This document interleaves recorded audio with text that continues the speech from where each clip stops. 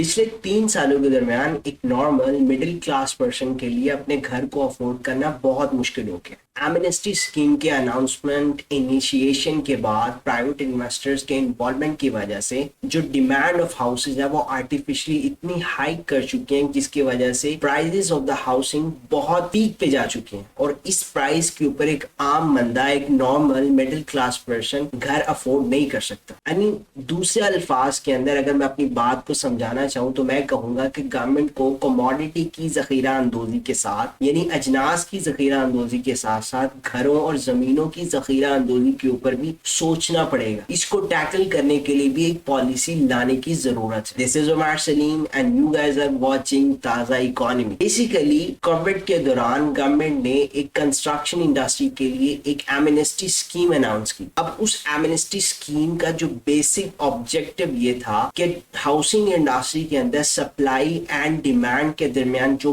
Gap ہے اس کو کور کیا جائے. اس گیپ کو کور کرنے کے لیے گورنمنٹ آف پاکستان نے انویسٹرز کو یہ چھوٹ دی, یہ الاؤ کیا کہ وہ اپنی کسی بھی قسم کی جو انویسٹمنٹ ہے from what ever the resources they have earned just اپنی کنسٹرکشن انڈسٹری کے اندر پوٹنگ کرے. ان کو منیمم ٹیکس ریٹ کے اوپر ان کی کسی بھی طرح کی منی کو پیپر کے اندر یعنی وائٹ ڈاکیومنٹڈ منی کے اندر کنورٹ کر دیا جائے گا. اینڈ اس سے ہوگا یہ کہ اس کنسٹرکشن انڈسٹری کی جو اکنامک ایکٹیویٹی ریز ہوگی اور اوور آل عوام کو روزگار ملے گا اور سپلائی اینڈ ڈیمانڈ کے درمیان جو گیپ ہے وہ کم ہوگا. لیکن ہوتا کچھ اس طرح سے ہے کہ پرائیویٹ انویسٹرز کے انوالومنٹ کی وجہ سے آرٹیفیشلی زمینوں کی اور گھروں کی پرائزز اس حد تک بڑھ چکی ہیں آرٹیفیشل ڈیمانڈ کی وجہ سے کہ اب اس پرائز کے اوپر ایک نارمل مڈل کلاس پرسن گھروں کو یا زمینوں کو افورڈ نہیں کر سکتا. اگر ڈرل ڈاؤن جاتے ہیں اس فیکٹ کو, اس پرابلم کو مزید اینالائز کرتے ہیں تو پتا چلتا ہے کہ اس پرابلم کی سب سے مین وجہ ایمنسٹی اسکیم نہیں ہے, انویسٹرز کی انوالومنٹ نہیں ہے, بلکہ اس پرابلم کی جو مین وجہ ہے آپ کے ٹیکس کلیکشن سسٹم کا پراپرلی افیکٹولی ایگزیکیوشن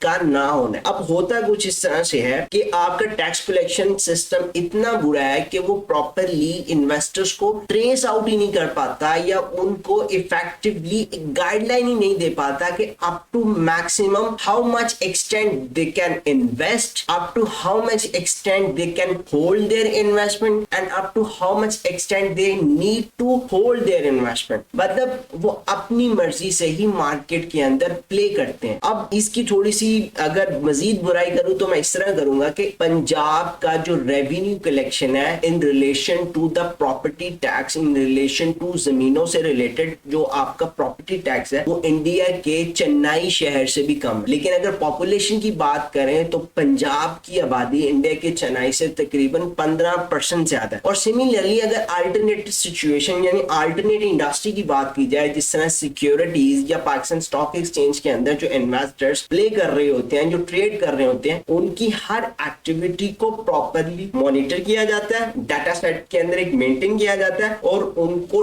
ٹیکس کیا جاتا ہے ان کی ہر گین کے اوپر یا ہر ٹرانزیکشن کے اوپر, تاکہ ان کی ایکٹیویٹی کو ایک کنٹرولڈ میکانزم کے ذریعے مانیٹر کیا جا سکے. لیکن اس کے الٹرنیٹو کنسٹرکشن انڈسٹری کے اندر اس طرح کا کوئی میکانزم نہیں ہے. اب ہوتا کچھ اس طرح سے کہ انویسٹرز اپنی مرضی کے اکارڈنگ اپنی انویسٹمنٹ کو ہولڈ کرتے ہیں, not for the supply and demand کا جو گیپ ہے اس کو مینج کرنے کے لیے نہیں, جسٹ اپنی انویسٹمنٹ سے میکسیمم ریٹرن حاصل کرنے کے لیے. اور الٹرنیٹیولی اس کا ریزلٹ یہ نکلتا ہے کہ ہولڈ کی وجہ سے زمینیں ویسے ہی بیکار پڑی رہتی ہیں اور اس علاقے کے اندر یا اس ریجن یا اس خطے کے اندر ڈیمانڈ کنٹینیوسلی بڑھتی جاتی ہے اور سپلائی ہوتی نہیں ہے, تو پرائزز اتنی ہائی کر جاتی ہے کہ ایک نارمل مڈل کلاس پرسن اس پرائز کے اوپر اپنی ہاؤسنگ ڈیمانڈ یا نیڈس کو پورا نہیں کر پاتا. اچھا, جو دوسرا پرابلم اس ایمنسٹی اسکیم کی وجہ سے انیشیٹ ہوا, جنریٹ ہوا, وہ ہے ٹریڈ اکاؤنٹ کے اندر, کرنٹ اکاؤنٹ کے اندر ڈیفیسٹ کا انہانسمنٹ. وہ کس طرح سے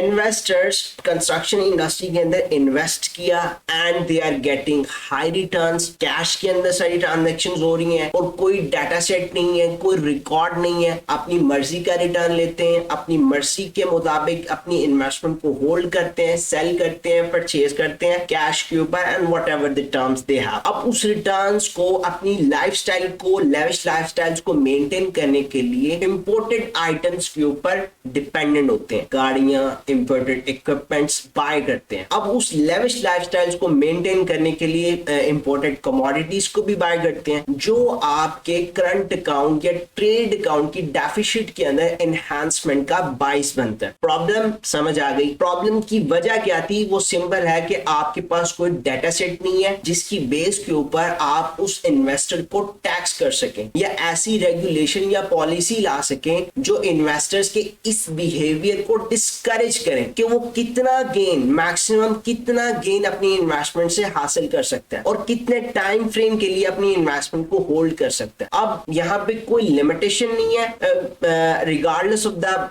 वर्ल्ड. अदर दुनिया को अगर देखा जाए तो यूरोप के अंदर या जो डेवलप्ड कंट्रीज हैं यूरोप के अलावा, वहां पे प्रॉपर रूल्स एंड रेगुलेशंस होते हैं कि एक इन्वेस्टर कितने टाइम फ्रेम के लिए एक स्पेसिफिक इन्वेस्टमेंट को होल्ड कर सकता है, एंड अगर उसे सेल आउट भी करनी है तो अपनी गेन के ऊपर कैसे वो टैक्स पे करेगा. सोल्यूशन वही, एक प्रॉपर टैक्स कलेक्शन का मैकेनिज्म, एक प्रॉपर डाटा सेट जिसकी बेसिस के ऊपर इन्वेस्टर्स को प्रॉपरली ट्रेस आउट किया जा सके और अल्टीमेटली ये ट्रेड डेफिसिट के अंदर जो एनहांसमेंट हो रही है, जो एनहांसमेंट के अंदर कंट्रीब्यूट करती है ये एक्टिविटी, उसको कंट्रोल करने में काफी हेल्प आउट हो. जो तीसरी मेजर प्रॉब्लम है वो ये है कि कंस्ट्रक्शन इंडस्ट्री में एमनेस्टी स्कीम की अनाउंसमेंट के बाद पैसे का इनफ्लो बहुत ज्यादा हो गया और लोगों ने अपनी इन्वेस्टमेंट्स को होल्ड किया, प्राइसेस बड़ी अप की, एक मैसिव रिटर्न्स अर्न किए. जब लोगों को मैसिव रिटर्न्स दिखना शुरू हुए तो उन्होंने मजीद इन्वेस्टमेंट को अपनी को इस कंस्ट्रक्शन इंडस्ट्री के अंदर पुट करना शुरू किया. अब इससे होता ये है कि वो इन्वेस्टर जिसको अच्छा खासा रिटर्न कंस्ट्रक्शन इंडस्ट्री के अंदर नजर आ रहा होता है, वो जो दूसरी ग्रोइंग इंडस्ट्रीज है, मैन्युफैक्चरिंग इंडस्ट्रीज है, एक्सपोर्ट इंडस्ट्री है, जिससे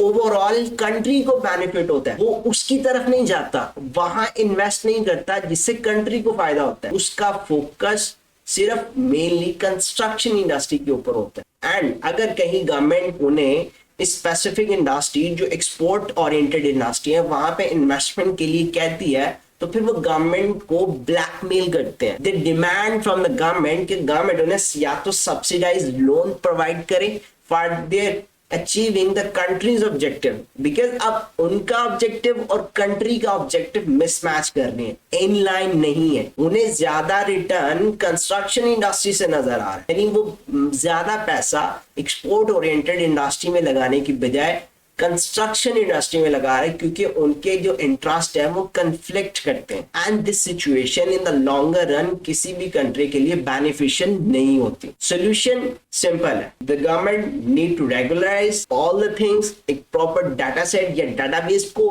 बेस बनाते हुए कि कौन सा इन्वेस्टर कब कहां कितनी इन्वेस्टमेंट कर सकता है. एटलीस्ट अगर आप रूल नहीं बना सकते तो कम से कम गाइडलाइन तो प्रोवाइड कर सकते हैं ताकि ये जो इरेगुलरिटीज एमनेस्टी स्कीम के बाद मार्केट के अंदर पेनिट्रेट कर गई हैं और एक आम आवाम के लिए, एक नॉर्मल मिडिल क्लास पर्सन के लिए इसने ओवरऑल अपनी डिमांड, नीड को, नेसेसिटी को पूरा करना मुश्किल बना दिया है, उसको टैकल आउट करने में हेल्प आउट हो सके. उम्मीद करता हूँ आपको ये वीडियो अच्छी लगी होगी और आपने काफी चीजें अंडरस्टैंड की होंगी. So stay tune with the ताजा economy and if you like and you feel के यार okay, then hit the bell icon and subscribe my channel. Stay tune with the ताजा इकोनॉमी. अल्लाह हाफिज़.